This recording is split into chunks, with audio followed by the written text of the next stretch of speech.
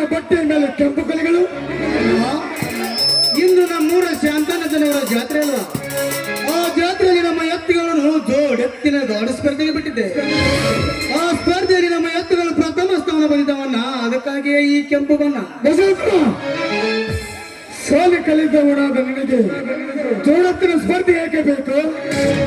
ಏಕೆ ಬಿಟ್ಟರೆ ಮೆತ್ತನ ಜೋಡತ್ತಿನ ಸ್ಪರ್ಧೆಯಲ್ಲಿ ನನ್ನ ಗಂಡ ಎತ್ತು ಬಂದ ಷರತ್ತಿಗೆ ಬಿಡಬಾರ್ದಾಗಿತ್ತಮ್ಮ, ಬಿಡಬಾರ್ದಾಗಿತ್ತು. ಯಾಕೆಂದ್ರೆ ಮೊದಲ ನಮ್ಮನ್ನ ಗಂಡನ ಕೆಂಡ ಕಾರುವ ಈ ಊರಿನ ನಂಜೇಗೌಡರ ಎತ್ತುಗಳು ಪ್ರತಿ ವರ್ಷ ಪ್ರಥಮ ಸ್ಥಾನದಲ್ಲಿ ಬರುತ್ತಿದ್ದವು.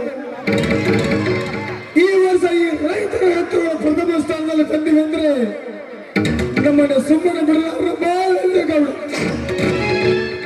ಅಲ್ಲ, ಆ ಗೌಡ ನಮ್ಮ ಮೇಲೆ ಒಂದು ವೇಳೆ ಕೆಂಡ ಕಾರಿದ್ದೆಯಾದ್ರೆ ಅವನು ರುಂಡಾರಿಸಿ ಬಿಡ್ತಾನೆ ಈ ತಮ್ಮ ಗಜೇಂದ್ರ. ನೋಡ್ತಪ್ಪ, ಶ್ರೀಮಂತರು ಎದುರು ಹಾಕಿಕೊಂಡ ನಮ್ಮಂತ ರೈತರು ಈ ಸಮಾಜದಲ್ಲಿ ಬಹಳವರಪ್ಪ. ನೋಡು ಬಸವ, ನೀನು ದಯವಿಟ್ಟು ನಮ್ಮ ಎತ್ತುಗಳನ್ನು ಬಿಟ್ಟು ತಪ್ಪು ಮಾಡಿದೆ ಗಜೇಂದ್ರ, ತಪ್ಪು ಮಾಡಿದೆ. ಆ ಗೌಡ ನಮ್ಮ ಮೇಲೆ ಕೆಂಡ ಕಾರಿದರೆ ಸುಮ್ಮನೆ ಬಿಡುವುದು ನಾಯಿನ ತಮ್ಮ, ಸುಮ್ಮನೆ ಬಿಡುವುದೇ ಇಲ್ಲ. ನಿಜವಿದೆ ಮಾವ, ನನ್ನ ಗಂಡ ಆಡಿದ ಮಾತುಗಳು. ಗಂಡು ಗಲಿ ಪುಂಡು ಹುಲಿಯಾಗಿ ಮೆರೆಯುತ್ತಿರುವ ನನ್ನ ಗಂಡನನ್ನ ಎದುರಿಸುವ ಗಂಡು ಇನ್ನು ಯಾರು ಹುಟ್ಟಿಲ್ಲ. ಸರೋಜ, ಏನುವ ನೀನಾಗುತ್ತಿರುವಮ್ಮ?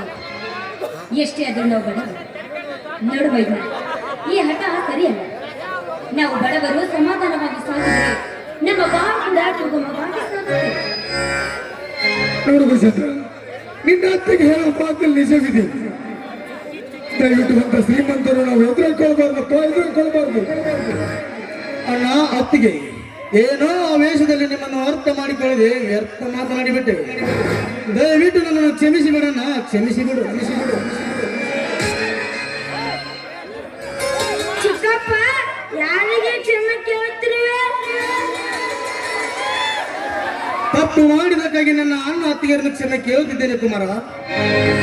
ಏ ಕಳ್ಳ, ಅಲ್ಲೋ, ನೀನಿನ್ನು ಚಿಕ್ಕವನು. ದೊಡ್ಡವ್ರ ವಿಷಯ ನಿನಗಾಕು.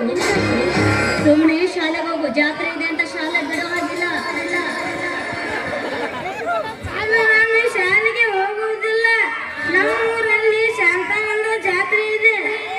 ಎಲ್ಲ ನಿಮ್ಮ ಅಪ್ಪನ ಗುಣನ ನಿನಗ. ಇಂದು ನೀನು ಶಾಲೆಗೆ ಹೋಗೋದು ಬೇಡಪ್ಪ. ಶ್ರೀ ಗುರು ಶಾಂತನಾಥನ ಜಾತ್ರೆ ಮಾಡು. ನೀವು ಅದನ್ನೇ ಮಾಡಿ, ಮಗು ಅದನ್ನೇ ಕಲಿಸಿ. ಸ್ವಲ್ಪ ತಾಯಿ ಗುಣ ಕಲಿಯೋ ಮಗನೇ. ನೋಡಕ್ಕಾಗಲ್ಲ, ಎಷ್ಟೋದ್ರು ನಾವು ತನಕ ತಂದೆಗೆ ತಕ್ಕ ಮಗ ಆಗುತ್ತಾನೆ ವಿನ ತಾಯಿಗೆ ತಕ್ಕ ಮಗ ಆಗುವುದಿಲ್ಲ. ಅಪ್ಪ ಹಂಗ ಮಗ ಜಾತ್ರೆ ಬಂದಿದ್ದಲ್ಲಿ ಊಟನೇ ಮಾಡಿದ್ರ? ನಿಮಗಂತೂ ಸಿಕ್ಕಿದೆ, ಊಟನೇ ಬೇಡ. ಅಲ್ಲಿ ಮಗ ಇದ್ದಾನೆ, ಮೈದನ ಹೆಸರಿಗಿದೆ, ಊಟನೇ ಮಾಡಲ್ಲ. ಅತ್ತಿಗೆ ಬಿಸಿ ಬಿಸಿ ಹೋಳಿಗೆ ಮಾಡಿದರೆ ಊಟ ಮಾಡೋಣಂತೆ. ಅತ್ತಿಗೆ ಊಟದಕ್ಕಿಂತ ಮುಂಚೆ ನಿಮ್ಮ ಬಾಯಿಂದ ಒಂದು ಮಧುರ ಗೀತೆಯನ್ನು ಕೇಳಲಿಕ್ಕೆ ನೀ ನಮ್ಮೆಲ್ಲರ ಆಸೆ.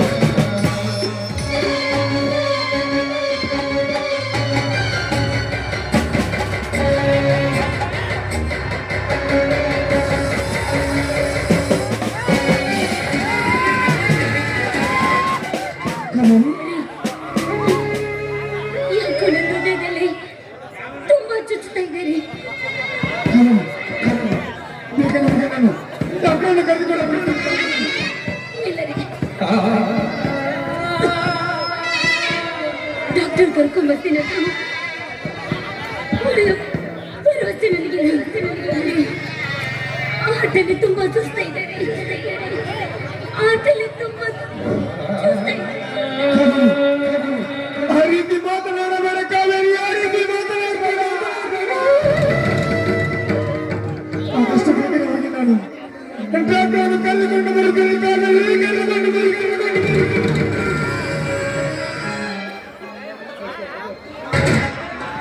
ಅಮ್ಮ ಏನಾಯ್ತು ನಿನಗೆ? ನನಗೇನು ಆಗಿಲ್ಲ ಸರೋಜ, ಈ ನನ್ನ ಮಗನನ್ನ ನಿನ್ನ ಮಗನಾಗಿ ಜೋಪಾನ ಮಾಡ್ತೇನಮ್ಮ. ಅಕ್ಕ ನಿನ್ಗೇನು ಆಗೋದಿಲ್ಲ, ನೀ ಸ್ವಲ್ಪ ಧೈರ್ಯದಿಂದ ಅಕ್ಕ, ನಿನ್ಗೇನು ಅಣ್ಣ, ಮೊದಲು ನನ್ನ ನಾತಿಯನ್ನು ಕರೆದುಕೊಂಡು ಆಸ್ಪತ್ರೆಗೆ ಹೋಗಲು ನಡೆಯೋಣ. ನೀನು ತಮ್ಮ ಕಷಾಯ ಬರ್ಬೇಡ. ನಾನು ಪಕ್ಕದ ಮನೆ ರಾಜುವನ್ನು ಕರೆದುಕೊಂಡು ಆಸ್ಪತ್ರೆಗೆ ಹೋಗುತ್ತೇನೆ. ತುಂಬಾ ಕಾವೇರಿ, ಆದಷ್ಟು ಬೇಗನೆ ಆಸ್ಪತ್ರೆಗೆ ಹೋಗೋಣ.